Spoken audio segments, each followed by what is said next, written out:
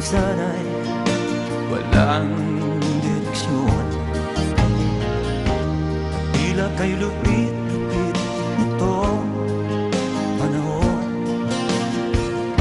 Huwag kang mawawalan ng pag-asa,